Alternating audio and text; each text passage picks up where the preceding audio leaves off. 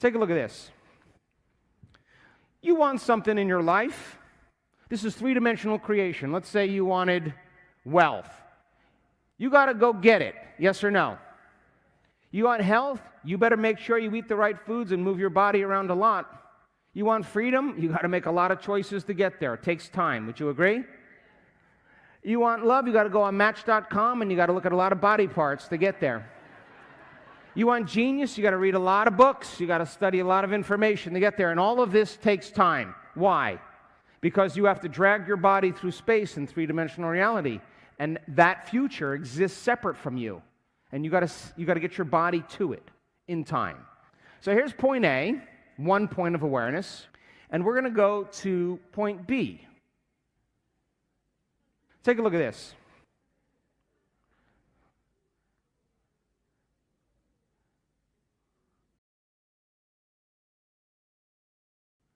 Whoops. And moving from point A to point B is going to take a certain amount of time because you are going to move through space. Yes or no? All right. Next slide. Now, from fifth dimensional reality, you are the source. You are the magnet. You don't go get wealth. Wealth comes to you. You create health from the field, energy influencing matter. An opportunity shows up in your world. You don't create it matter to matter. Love, you have a vibrational match, it comes to you. You get downloads from the field into your brain. We see what that looks like on a scan. You are going to be enlightened, filled with new light and information.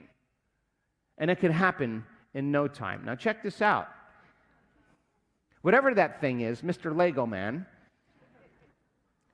look, he's not even in the plane, or she, or whatever that is. Look, drawing the experience to you. He did not go anywhere. It came to him.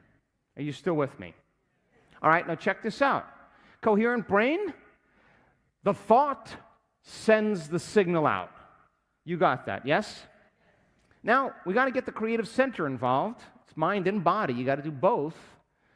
If you combine that clear intention with an elevated emotion, your heart has a magnetic field. It is readable with a magnetometer. The event draws the experience back to you. Combine the clear intention with the elevated emotion, and what do you have? One signal going out and the other come back, and you create a standing wave, and time stands still into the eternal present moment. And the door opens to the unknown, to possibilities. Are you with me still? Watch it again. Do it again, Andrew. So it would be a good idea to have a coherent brain. Would you agree? Because a coherent brain is a clear signal. That's a clear signal out. The elevated emotion draws the event back. The interference of both of those simultaneously opens the door to the present moment, to the unknown. Now you are the magnet to your destiny, and you can draw the experience to you. If you're connected to Source, to the unified field, and you're creating, why would you go anywhere? Your Source. It comes to you. You got it? All right. So if you combine a clear intention, you have the intentional thought of abundance. You're sending that thought out. And you make your mind movie, and abundance means a car to you, or a house, or whatever it is, the dream. You got it? Your mind movie does that, yes? All the symbols remind you of your future. You combine that with an elevated emotion, and some people say, well, I don't know the emotion I should feel. Well, gratitude would be a good one to start with, don't you think?